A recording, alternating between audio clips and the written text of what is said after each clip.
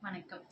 "காப்பது விரதம்" அப்படின்னு ஆத்திச்சூடியில ஒரு செய்யுள். அந்த செய்யுளுக்கு ஏத்த மாதிரி ஒரு கதை பார்க்கலாமா? ஒரு ஊர்ல அருண் அப்படின்னு ஒரு சின்ன பையன் இருக்காங்க. அருணுக்கு பெட்ஸ் அப்படின்னா ரொம்ப பிடிக்கும். செல்ல பிராணிகள் அப்படி சொல்வாங்க. வீட்ல செல்ல பிராணி வளர்க்குறது அருணுக்கு ரொம்ப ரொம்ப இஷ்டம். அப்படி இருக்க சமயத்துல அருண் வீட்ல ஒரு பச்சை கிளி அழகா ஒரு கூண்டுல இருக்கு. அந்த கூண்ட ரொம்ப ஒரு ஹாப்பி பிளேஸா அந்த பச்சை கிளிக்கு அருண் மாத்தி குடுத்துருக்காங்க. சின்ன கிளை, செடி, மரம் குட்டி குட்டியா அது மாரி செட் பண்ணி பூ பூக்குறது, தண்ணி ஒரு குட்டி பாட்ல, இது மாரி ரொம்ப அழகா அந்த கூண்ட வந்து செட் பண்ணி ஒரு ஹாப்பி பிளேஸா அந்த பச்சைக்கிளி வந்து வாழ்றாங்க. அப்படி இருக்க சமயத்துல அருண பார்க்கறதுக்காக அருணோட ஃப்ரெண்ட்ஸ் வராங்க. அருணோட ஃப்ரெண்ட்ஸ் என்ன பண்றாங்க, ஒரு குச்சி எடுத்து அந்த கிளிய வந்து ரொம்ப டிஸ்டர்ப் பண்ணிட்டே இருக்காங்க. தண்ணி குடிக்க விடாம, சாப்பிட விடாம, பறக்க விடாம ரொம்ப டிஸ்டர்ப் பண்ணி ரொம்ப டார்ச்சர் பண்றாங்க. அந்த கிளி கத்திக்கிட்டே இருந்தது. இந்த சத்தத்த கேட்டு அருண் வந்து வந்துடுறாங்க.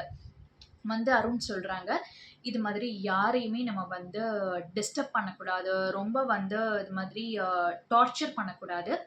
கிளிங்கிறனால நான் சொல்லல. அது உயிர் இருக்க விஷயமா இருக்கட்டும், உயிர் இல்லாத விஷயமா இருக்கட்டும். ஒரு நம்மளோட பொருள், நம்மள சுத்தி இருக்கிற பொருள், நம்மளுக்கான விஷயங்கள், ரொம்ப இம்பார்ட்டன்ட்டான விஷயங்கள் அப்படிங்கிறப்போ, அத வந்து காக்கிறது, காப்பாத்துறதுங்கிறது நம்மளோட கையில தான் இருக்கு.